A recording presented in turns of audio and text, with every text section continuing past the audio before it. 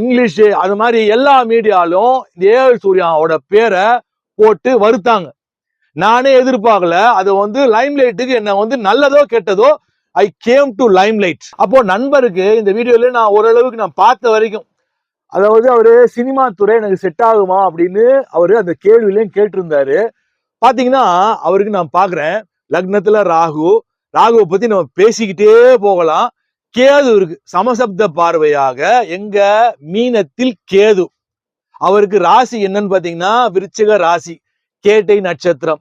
Right. அங்க அஷ்டம சனியும் போகல, அப்புறமா ஜென்ம சனியும் போகல, பாத சனியும் போகல, சிறப்பு எல்லாம் ரைட்டு ஓகே.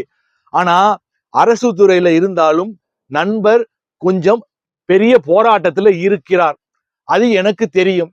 சரி, இன்னைக்கு ஜாதகம் கொடுத்தோன்னே எப்படி நமக்கு தான் கிரியேட்டிவிட்டி பயங்கரமா ஓடுமே. அப்ப பாக்குறேன் என்ன பிரச்சனை இவருக்கு கலை ஆர்வம் இருக்குது. சரி, இவர் சினிமால ஜெயிப்பாரா அப்படின்னு கேட்டாரு. நான் ஒரு வேலையா நான் போயிட்டு இருக்கேன், போட்டு விட்டு இன்னொருத்தர் கூப்பிட்டாருன்னு ஓடிட்டேன் நான். அப்போ ரஃபா நான் பார்க்கும்போது இவருக்கு 12ஆம் இடத்துல சுக்கிரன், 12ஆம் இடத்துல மறைவு ஸ்தானமாக இருந்தாலும் சுக்கிரன் இருக்குது. தனித்த சுக்கிரன் சிறப்பு. ஏன்னா 8 12ஆம் இடம் சுபத்துவமாக இருந்தால் அவர்கள் வெளிநாடு வெளிமாநில அமைப்புகளை சுகபோகமான வாழ்க்கையை வாழ்வார்கள். 12ஆம் இடம் அயன சயன போகஸ்தானம், தூக்கம் வரக்கூடிய ஸ்தானம். சுக்கிரன் மட்டும் இருந்தா சிறப்புங்க. ரைட்டு.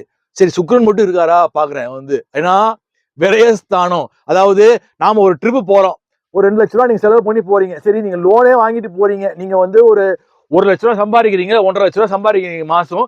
நீங்க ஒரு 2 லட்ச ரூபா போட்டுட்டு நீங்க லோனை போட்டோ நீங்க போய் போறீங்க, அது விரயம் தான். ஆனா உங்க குடும்பத்துல உங்க பசங்களை கூட்டிட்டு போறீங்க.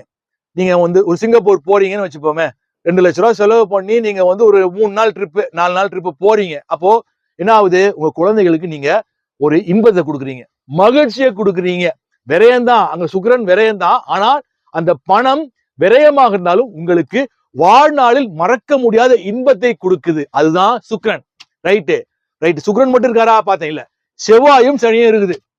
போச்சுடா, தொலைஞ்சதுடா சாமி. அதாவது பாத்தீங்கன்னா 12ஆம் இடத்துல கடைசி கட்ட வாழ்க்கையை சொல்லும். செவ்வாயும் சனியும் கிடக்குது.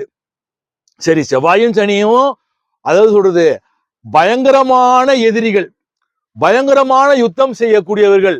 நீ ஒரு அடி அடிச்சியா செவ்வா சனி, நான் 2 அடிடா மவன, நீ 2 அடியா நான் 4 அடி.